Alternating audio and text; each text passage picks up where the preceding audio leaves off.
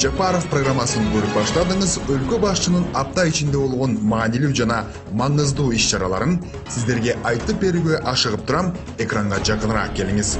Именно принцип 4 свобод: движения товаров, услуг, капитала и рабочей силы. Напротив, сегодня наблюдается усиление препятствий во взаимной торговле внутри Союза. На протяжении последних 7 лет о проблемах на внутреннем рынке говорил каждый из глав государств-членов Союза, но опять-таки, к сожалению, следует признать, что они не решаются. Өлкө башчы айткандай, Кыргызстан быйыл ЭАЭ жөнүндө келишимге кол койгонуна 10 жыл болду. Бул мезгил аралыгында иштин бардык негизги багыттары боюнча олуттуу натыйжаларга жетишилди. Бирок акыркы 7 жыл аралыгында биримдиктин мүчө мамлекеттеринин ички рыногундагы чечилбей жаткан маселелерди Евразия экономикалык комиссиясынын коллегасынын төрагасы Бакытжан Сагинтаев менен талкуулады. 25 декабря прошлого года в рамках заседания Высшего совета в городе Санкт-Петербург мной был обозначен ряд приоритетных задач на евразийском направлении. В связи с этим мне будет очень интересно послушать ваше видение относительно дальнейшего развития нашего интеграционного объединения в современных непростых условиях, когда наблюдается негативное влияние на глобальную экономическую систему. Президент айткан бул орчундуу көйгөйлөр жана биримдик ичиндеги өз ара соодадагы тоскоолдуктар боюнча Бакытжан Сагинтаев комиссия тарабынан жүргүзүлүп жаткан иштер тууралуу маалымдап, пайда болгон айрым маселелерди чечүү үчүн ыкчам чаралары көрүлүп жатканын айтты. Правильно ответили вопросы эффективного оперативного устранения барьеров. В целом было признано 70 барьеров, на сегодня 69 было устранено, а один барьер сейчас со стороны Республики Беларусь, вот ветеринарной справки, это тоже отрегулируется. Над решением данных вопросов в сторону активно работает, и комиссия тоже вносит свою лепту, и как раз на площадке комиссии эти вопросы отрабатываются. Садыр Жапаров биримдиктеги 4 эркиндик принцибин, товарлардын, кызмат көрсөтүүлөрдүн, капиталдын жана жумушчу күчүнүн кыймылын баса белгилеп, толук кандуу экономикалык биримдикти түзүү бардык үчүн артыкчылыктуу милдет болуп саналарын белгиледи.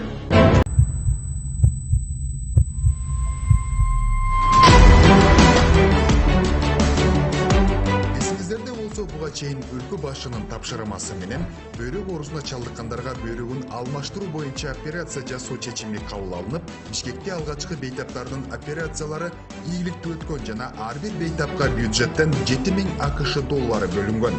Эми өлкөдө адам органдарын трансплантациялоо көйгөйлөрү чечилип, оорусуна чалдыккандардын операцияларында өлкөбүздө жасоо максатына бир кадам калды. Бул максаттарга жетүү үчүн өлкө башчысы Түркиянын Малатия шаарындагы Инөнү университетинин ректору профессор академик Ахмет Кызылай баштаган делегацияны кабыл алды. Анда адам органдарын трансплантациялоо боюнча кызмат көрсөтүүлөрдү өнүктүрүү, Кыргызстанда өлүмдүн санын азайтууга багытталган пландар талкууланды.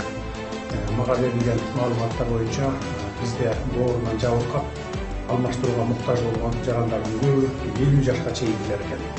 Biz алардын органдарын алмаштырууга жетишсек, аларды кымбат дарылануучулардын катарынан чыгарып, коомдун активдүү бөлүгүнө айландырып алат элек.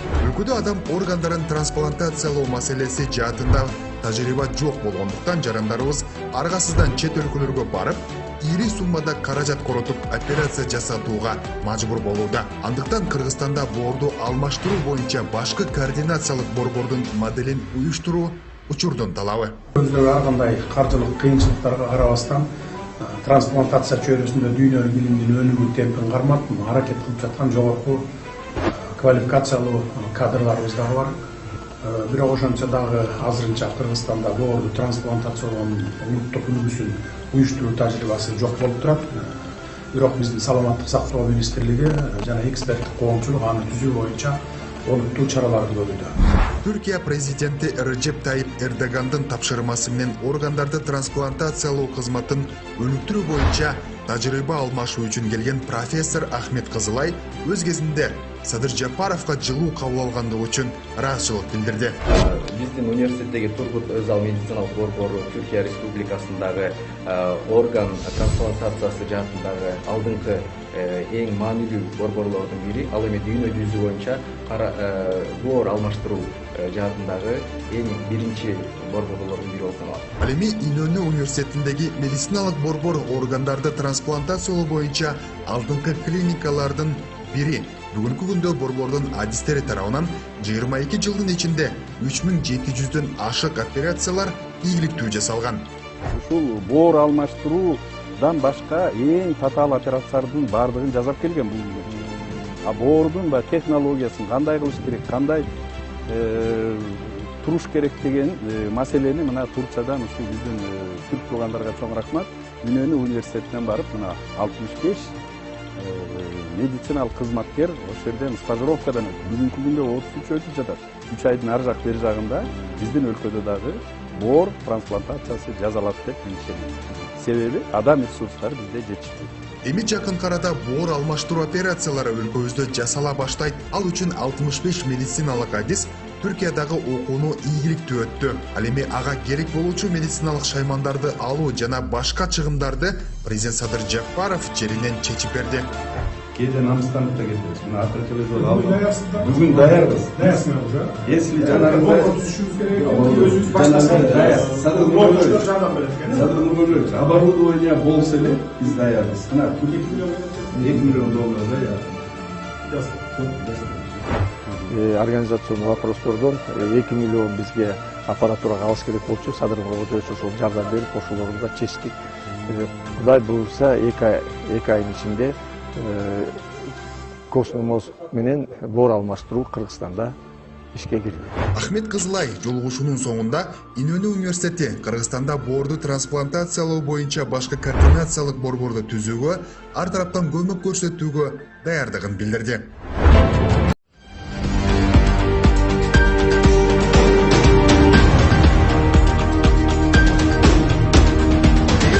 Четинде мониторду улам карап аткан мистер Айым толкунданып жатат көрүнөт. Бунун жөнү бар, себеби 12 жылдык мектеп окуусу, ар бир мугалимге ноутбук, санариптешкен окуу системасы, кыскасы билим берүүдөгү модернизацияланган Алтын казык жаңы мамлекеттик программасынын болбоорунун бет ачарын өлкө башчыга айтып берет.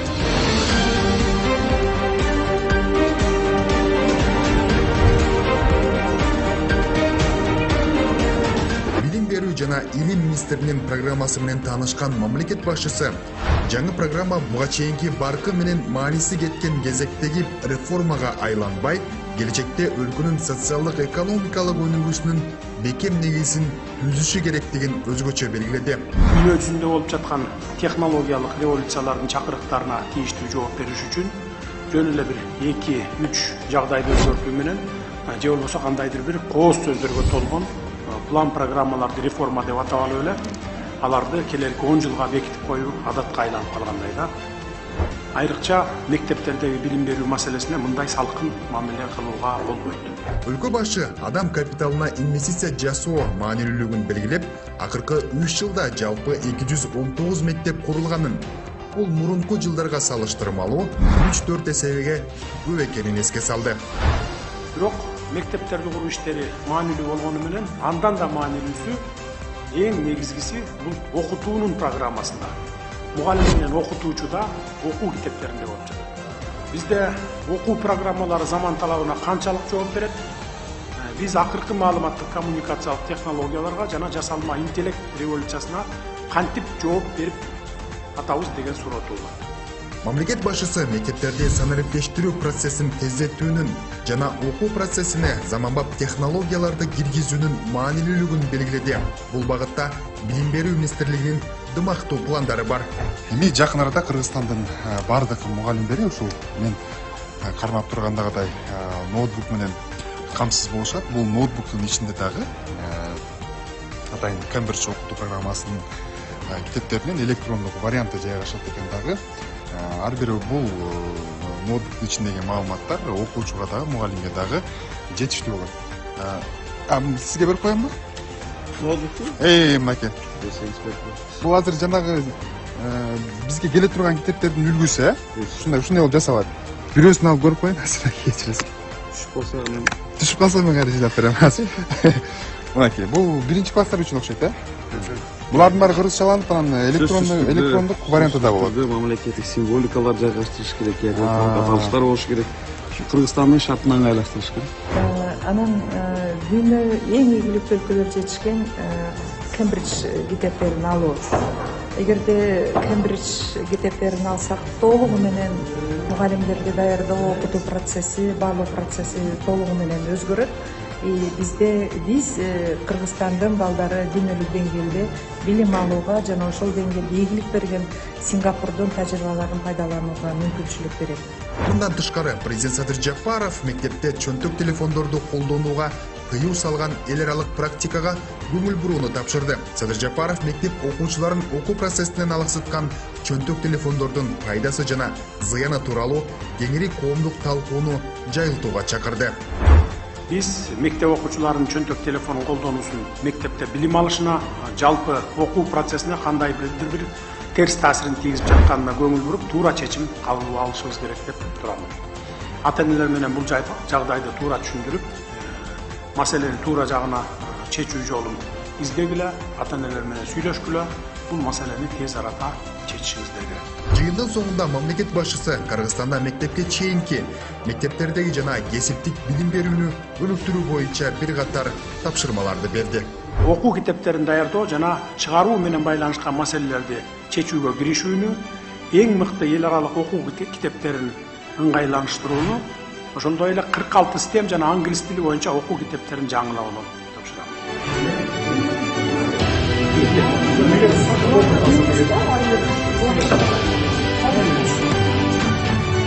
Assalamualaikum. Кантайсыз? Жакшы, кош келдиңиз.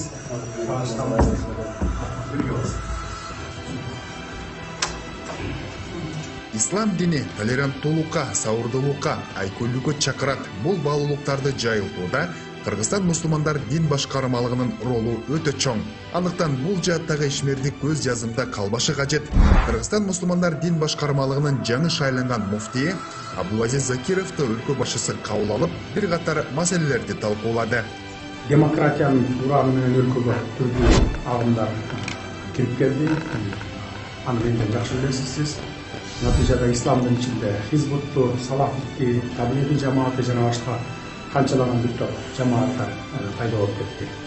Ар кимиси өздүн үчүнө күн тартып, меники туура дешет. Эми алардын башын бириктирип, ынтымакка чакырышыбыз керек. Өлкө башчысы муфтияттын Кыргыз Республикасында үй бүлөлүк салтанаттарды жана маркумду эскерүү үрп-адаттарын тартипке келтирүү боюнча чаралар жөнүндө президенттин жарлыгын түшүндүрүү боюнча ишине канааттануусун билдирди. Бирок бул ишти токтотпостон улантышыбыз керек. Geçe жақында соц тармактардан көрүп калдым.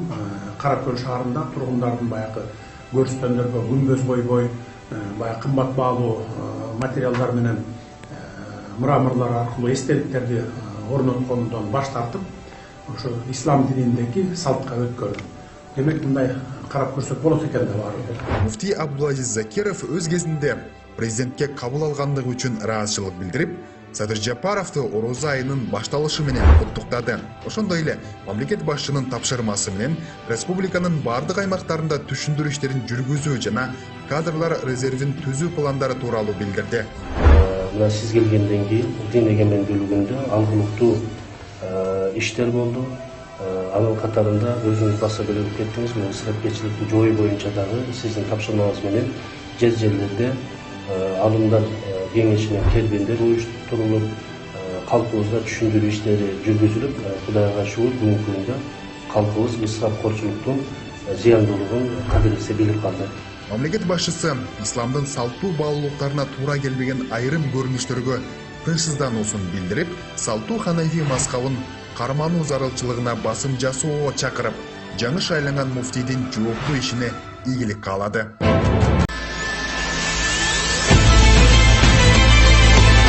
Бишкектеги имам Саракси атындагы Борбордук мечит мусулмандар үчүн ыйык болгон Орозо айында бул жерде денейдегиден көп эл чогулуп намаз окушат.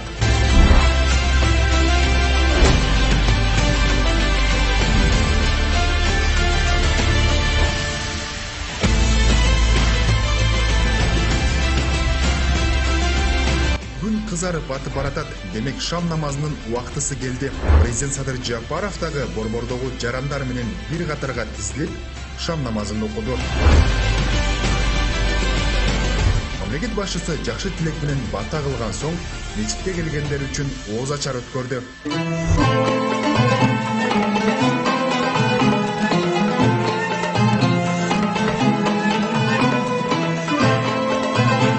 Мусулмандарды ыйык орозо айы менен куттуктаган президент Садыр Жапаров сөз сүйлөп, дин боюнча маалыматтарды атайын илими бар аалымдардан алууга чакырды. Массалык маалымат каражаттарынан кеткен жаңылыктардан туура эмес түшүнүктөр болуп, баягы дааватка каршы экен президент дегендерди сөздөрдү чыгарып алыпсыңар, андай эмес. Мен айтканым болгону дааватка чыккыла, кылгыла дедик, дааваттан эч зыян көрбөйбүз биз. Мен каршы эмесмин, дааватка макулмун. Университетти бүтүп чыккан, ислам университетин, медресени бүткөндөр айтсаңар деп айттым да. Улуксат алып, баягы муфтият менен, казият менен ошо макулдашып алып чыккыла деген гана сөздү айткан. Мынакей муфтий дагы калп айтпайт мен. Ошон үчүн ошондон алыс болгула, калыс мен каршы эмесмин. Ооба, диний билим калкка туура жетсе, айрым коомдо жаралган маселелерди алдын алса болот. Маселен, туура эмес маалыматтын айынан жаш балдарын эмдетпей жүргөндөр да бар. Бул жагдайга өлкө башчысы да тынчсыздануусун билдирди. Эже мына кызамык оорусу кичинекей балдарыбызда өмүркү айларда көп катталып, аябай көбөйүп баратат. Мен статистика боюнча сурасам, баягы эмдегенди, эмдетпегендер ооруп атат да көбүнчөсү. 90-95%. Неге эмдетпей атат десем, айтып атат, мусулманчылыкты кармангандар, дин чөйрөсүндөгүлөр, бул арам экен, анан чочконун бирдемеси бар экен деп, ушундай эмдетпей атат деп врачтар айтып атат мага. Ошон үчүн мен сиздерден суранамын, андай караңгычылыкка барбаңыздар, эмдеткиле балдарды. Президент Садыр Жапаровдун ооз ачар тамагынан оозанган жарандар орозо кармагандардын дуа тилектеринин кабыл болушун, өлкөгө өнүгүү, калкка бакубатчылык каалап бата кылышты. Барча болсун, жаныңарыңар барча болсун. Улагадан баш чыгаргыла, уул үйлөп кыз чыгаргыла. Керегеден баш чыгаргыла, келин алып кыз чыгаргыла. Керегиңер кептүү болсун, келиңер септүү болсун. Уугуңар уштуу болсун, уулуңар туштуу болсун. Доолоңор кыргыз малак болсундай болсун. Амин. Аллах акбар.